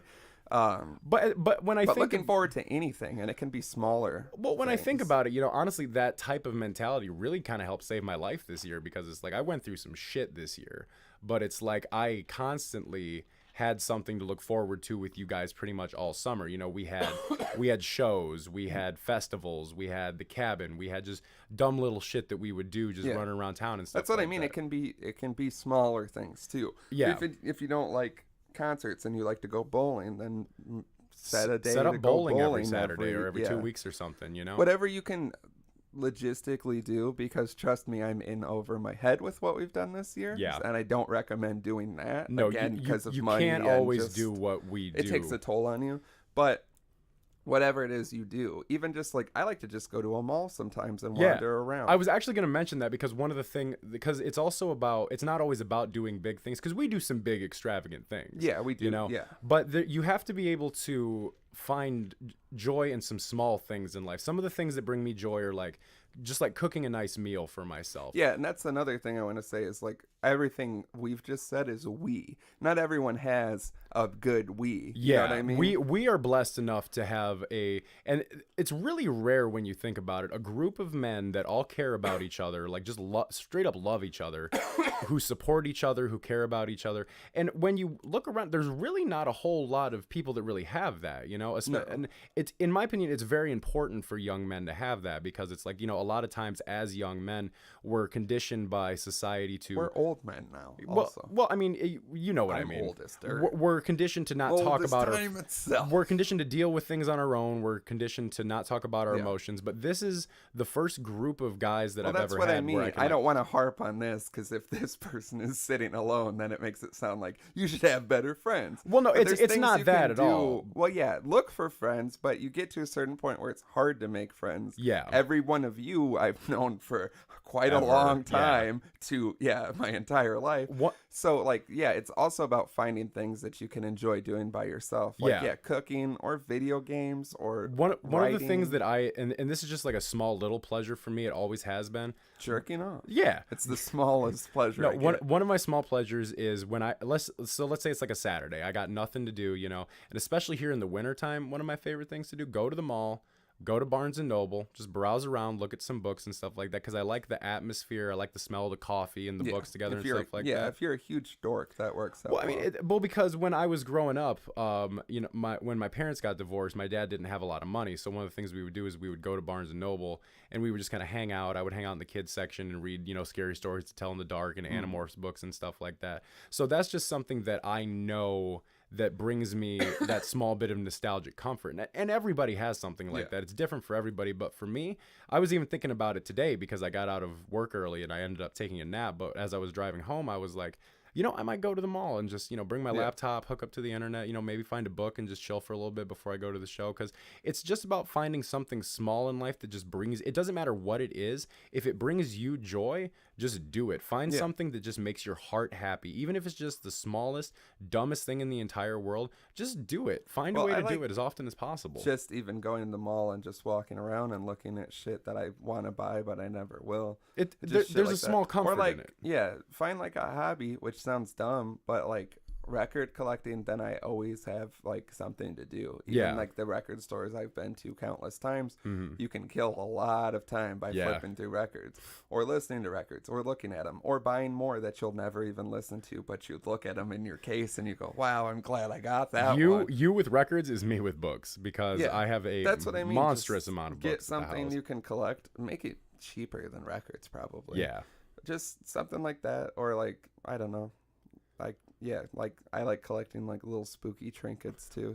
One of the big things I can recommend. Go look at a fucking antique mall. I'm gonna be the oldest man. No, antique malls have some cool shit. I was trying to go to one tomorrow, but the timing's not gonna work out, and I'm honestly a little heartbroken because like there's this antique mall kind of out by me that I go to all the time. You could kill so much time there. There's so much sick shit, old shit, records, beer cans, weird Playboys, clothes.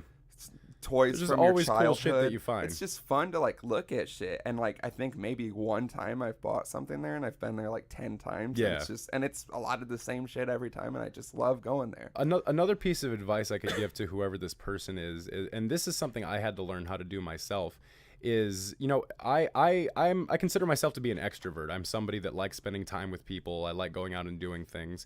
And I will sometimes fall into the trap where I get very weird when I'm alone. Like I just get kind of like a weird anxious feeling. I'll feel very lonely, and I'll kind of get into that trap where I'm like, oh, nobody's texting me. Nobody wants to hang out with me. Nobody wants to do anything.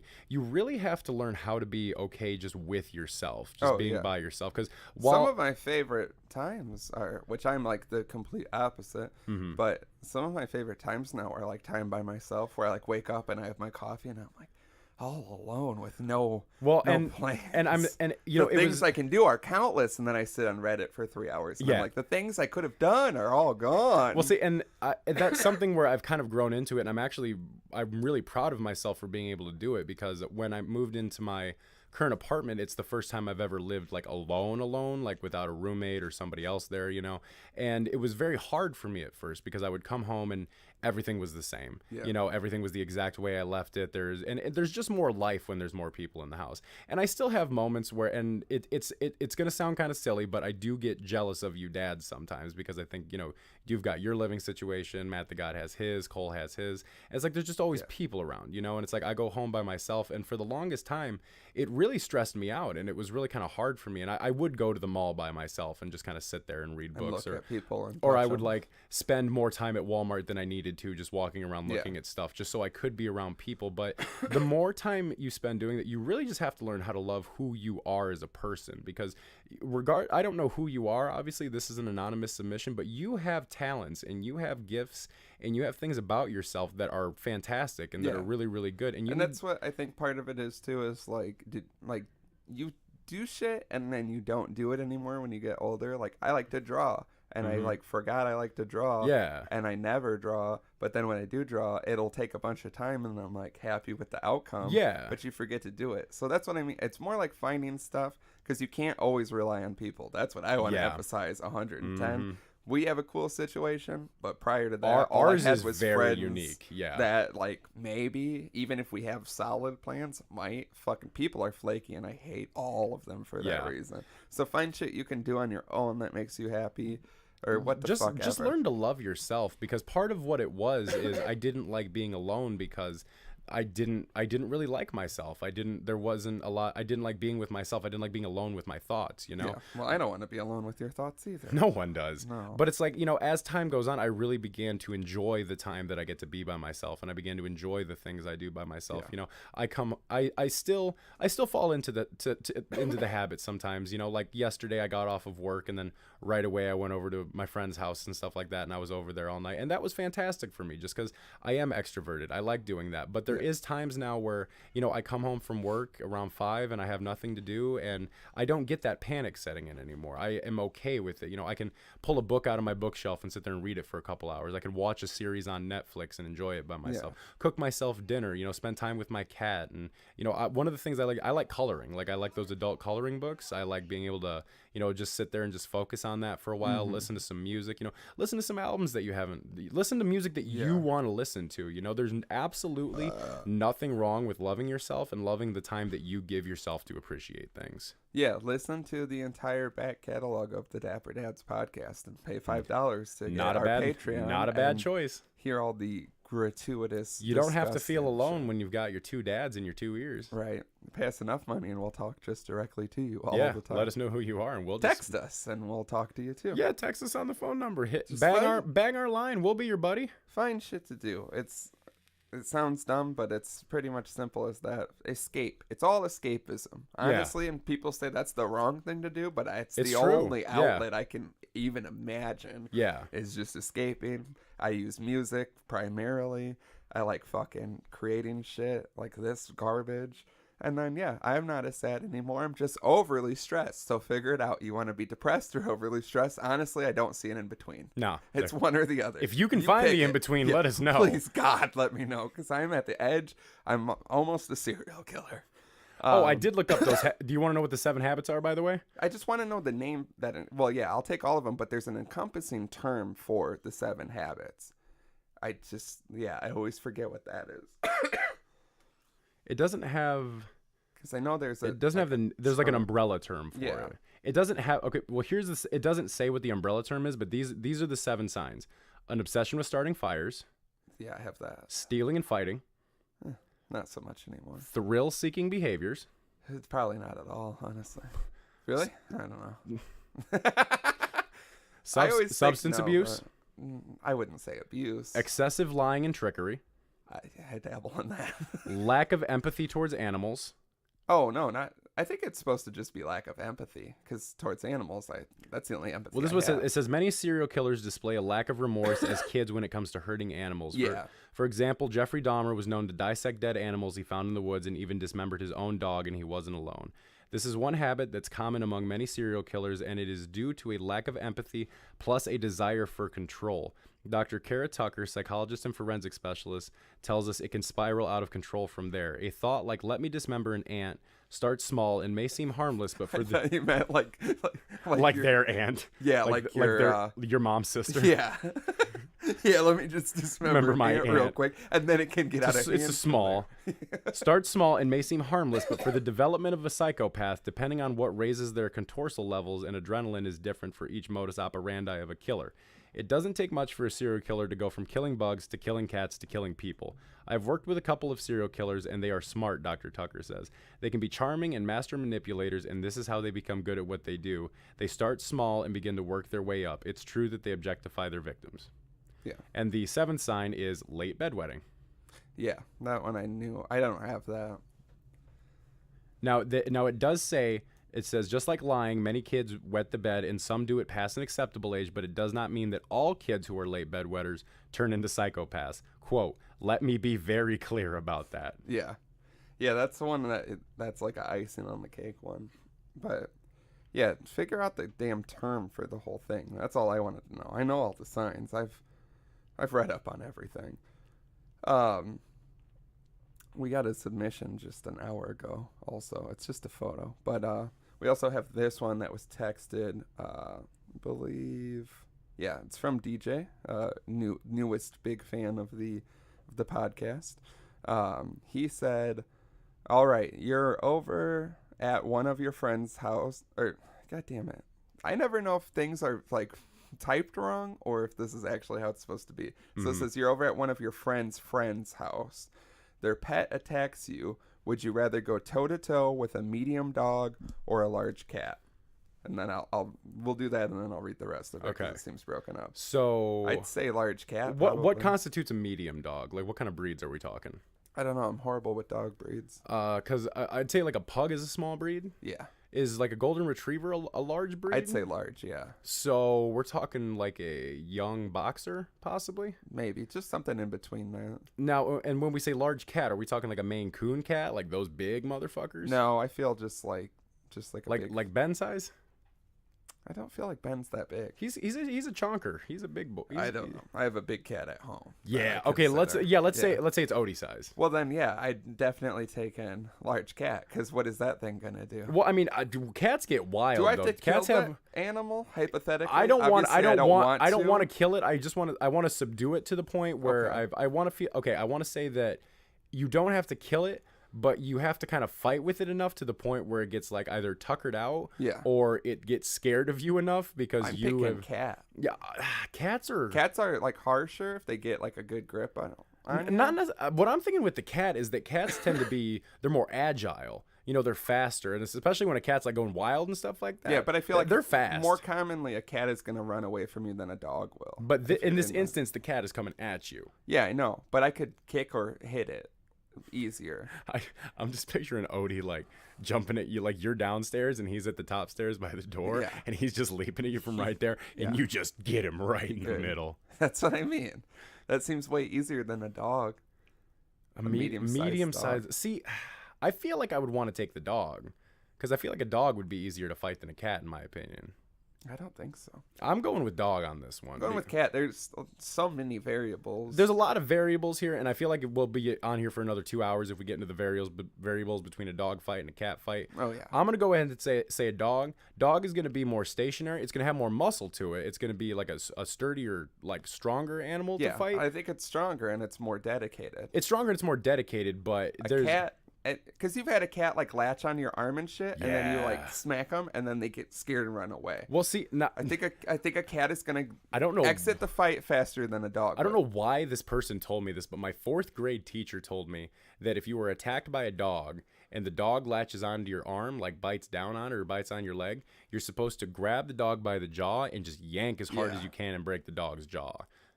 I don't know if you have to break it, but... Well, I mean, that's how you get it to let go. Because, I mean, if you just like pull it down, I feel like the dog's just going to snap back. We don't promote animal violence on the show. I just want to 100% say that right now. We don't promote violence towards anyone unless it's Tekashi 6ix9ine. That's not a bad... Which my sister, oddly enough, sent me a text submission that she wanted me to say on the show just now.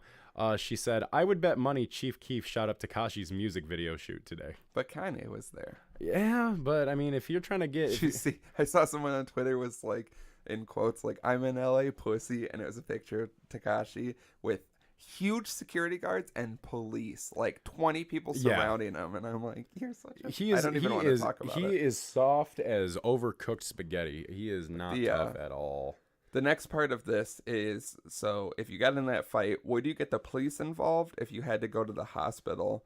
Has this ever happened to you? What would be the worst pet to be attacked by? I'm never getting the police involved about anything. Nah, fuck 12. First and foremost. If I had to go to the hospital, I mean, there'd have to be like a conversation. Yeah. I feel like I would need something. Now, I will say this. Because I would also be like, I didn't even call the cops. I have been bit by a dog in a situation, but it was a very small dog, and it just kind of pissed me off. It hurt really bad. Cause he was dogs piss me off, he was like a mutt. He was like a mix. I would say he was like a Chihuahua mixed with like a Dachshund. So if you can picture like that kind of size kind of dog, and this dog just always hated me for some reason. This dog just didn't like me, which is odd because most animals like love me. Like I mean, you see how it is when but a lot of people don't like you. Yeah, which is also odd because I'm very lovable. Debatable, but just wrong. I think just completely off base. I'm very lovable. That hurts a little bit. Can't even think of one time. But no, what happened was I was over at this person's house and I went to go pet the dog because the dog was just kind of sitting there and I was like, hey buddy, how you doing? I went to go pet him. I pet the top of his head and he did that like snap out thing that dogs do where they're like, argh! Yeah. And he clamped onto my hand was like this because I was petting him, clamped onto my pointer finger as hard as he possibly could. And clamped onto it so hard that I was like, I went to go pull back and he wouldn't let go. And I was actually able to pick up the dog while he was hanging onto my finger. I just had to shake my... Threw him out of a window? Well, I mean, if there was a window there, I probably would have because I like started like throwing my arm around trying to get this dog off. And there was like some good bite marks in my finger there for a while. I had to have my finger wrapped up for a minute. And I didn't want to like... get the police involved or like go to the hospital or anything like that. Now, if I was in like a fight with like a medium-sized dog and there was like some chunks taken out of my leg or something, then like, I'm going to go to the hospital for it. I've never been like bitten by a dog except one time, and it was my parents' dog, which was also like my dog. I had moved out, and so like I'd been around the dog forever. Sweet dog. And never had any issues. A little overprotective, but that's how my dad made all of our dogs for some reason. From a little overprotective to like viciously overprotective. And I do this thing all the time, and I don't even think about it. I do it to my dog now, where I like poke him, and I'll go at the same time I poke him. Okay. And it like usually will get a dog like worked up in a fun manner. Yeah. Where then they get like real playful. You're not being like cruel about it. Yeah, it's just like a poke. It's like if I was to poke you and make that noise over and over, you would eventually be like, yo. But they're like fun about it. Yeah. So I would do this to this dog, my parents' dog all the time. And she would get like, it would be funny because she's kind of overweight. So it would be like, a hassle for her. So I was literally in my parents' bedroom. They were laying on the bed with the dog.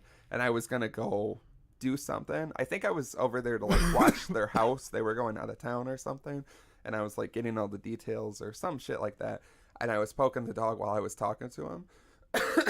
And then I wasn't paying attention. And she like never would snap. She would like growl a little bit, but it was always in fun. And then I'd get like a toy and it would be good.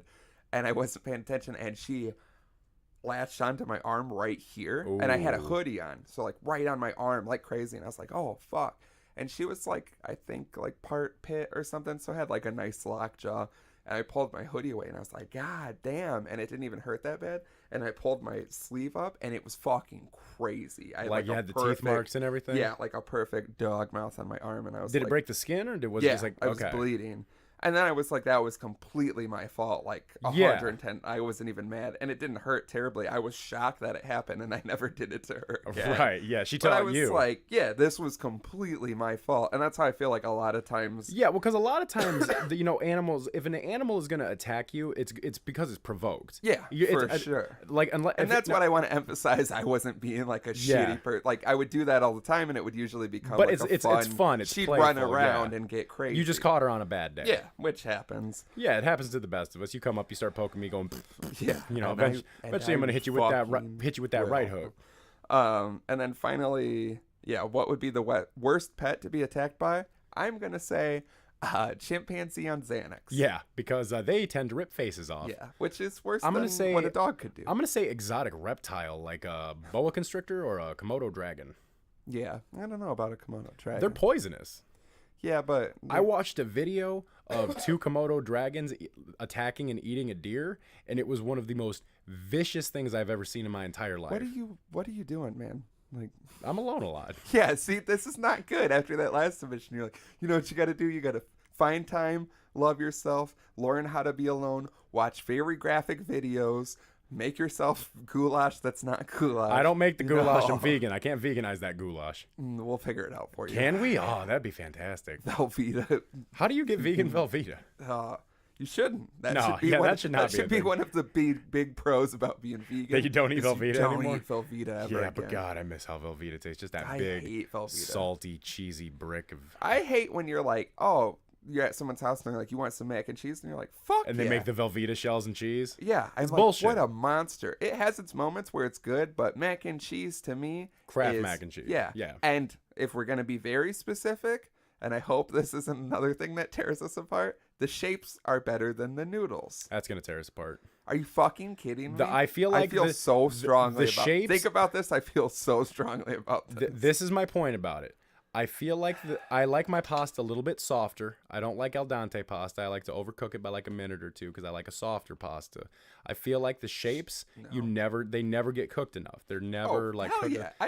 When I make shapes, they're like also very... Okay, so let's do this then. I would like it if you could sway my opinion. I will get some like diet vegan cheese sauce. Then I can't trust that. Problem. You get a box of shapes. No. Cook me the shapes in a way that they will be good, and I will add my own sauce to it. No, it doesn't. I don't need you. I feel so strongly. I know you don't need me. I just want shapes. you. I want you to help sway my opinion. No, That's what I'm asking. you and your opinion. Man, I'm trying to find a middle ground with you No, here. because I'm not going to take the time if there's even a chance that you're going to not enjoy my shapes. Well, what I'm saying is I trust you enough that I feel like you would be able to make it right enough for me. Submit. Shapes are far superior. You see the type of abuse I put up with here on the show, folks. Oh, you should see how I find it abusive that you don't like shapes. It's not that I don't like shapes. I told it's you given the before, chance, I would rather have the elbow noodles over the shapes. No. What's your preferred shape then? Like, what's your? It doesn't even matter. Just as long as it shapes. Yeah, there's some that are like too thin, I think, or have too much like structure in them. But honestly, I'd say 7 out of 10 times whatever the fuck is handed to me is quality. The shapes, you can get so many on the fork, they just stack perfectly, and it just shapes are superior. So it's more of like an aesthetic thing for you. It's also consistency. Like the other noodles are fine, but like there's something about the shapes. They aren't.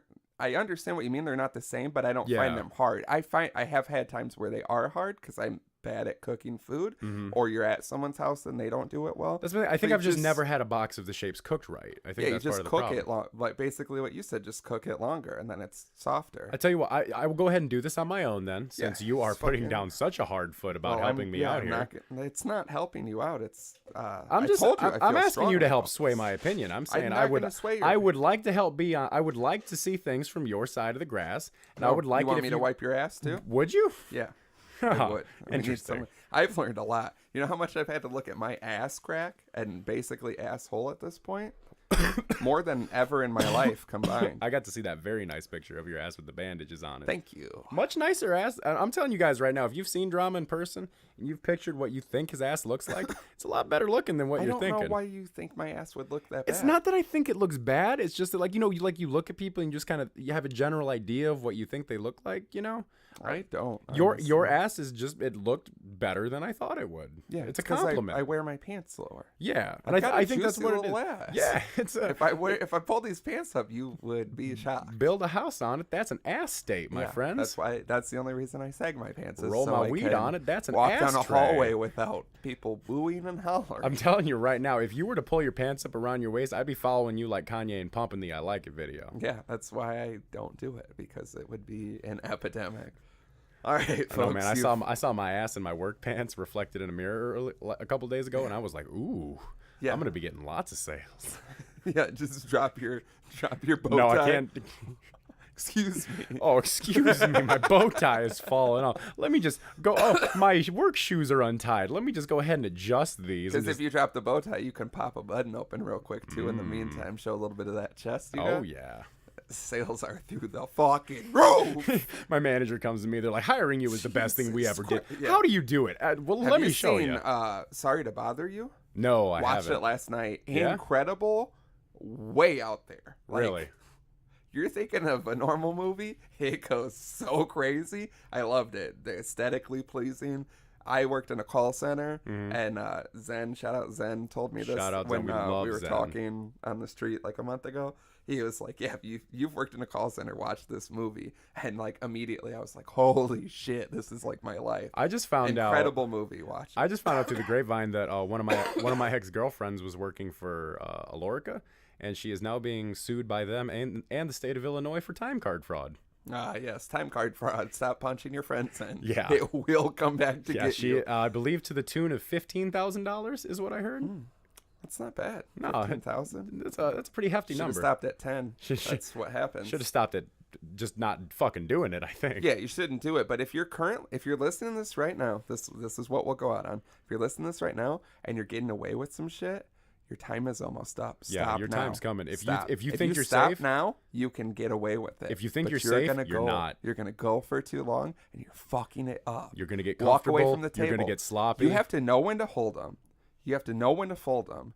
You need to know when to walk away, and you need to know when to run. I had a dream earlier this week that I was in a casino. I have never gambled in my entire life, but Kurt has been doing that. Yeah, Kurt has been doing a lot of the slots, and he's been kind of starting to try to sway my opinion. And in my dream, I was actually with the dads. We were at a very nice casino, like a Vegas-style casino. And I'm not sure what the game is called. It's that one where you spin it and you put the ball in, and you do a number. You put on red or black. Is that roulette? Is it roulette technically? I feel like it's roulette. Let's just say for the sake of conversation, it's roulette. Yeah, I don't know either. I was playing roulette. You were there at the table next to me, and I just kept winning. I just kept winning for some reason. And then you were like, if I win again, we get married. And it was like the episode of Friends. Yeah, and then I woke up with the biggest, hardest dick in the entire world. I also woke up with a big hard dick. But Wednesday? I didn't know why. Yeah. Interesting. Wednesday. My birthday. But in the dream, I won $66,000. And you guys kept trying to convince me. You were like, just go all in. Just go all in. They're like, you've done so good so far. Keep going. And I was like, guys, I don't know, $66,000. I think I'm going to go ahead and walk away. I would have made you walk away at like $12. Well, it was such a huge jump in the dream. It went from like $300 to like $66,000 for some reason. Yeah, no, I would have ripped my shirt off so we were asked to leave. Yeah, no, I ended up. And you know how much I spent on my shirt. I ended up taking my chips and walking away with it, and it was we all hated but it was the same dream where there was what I was talking about in the Patreon episode. I don't remember specifically. The weird shit on my dick. Yes, same dream, in, folks. Tune in. Yeah. I like to see how those bridge. All right, yeah. Anyway, stop doing shit. We love you. Fold them, walk away when you're at a high bet, and just remember, guys. Patreon.com/DapperDads. Yeah.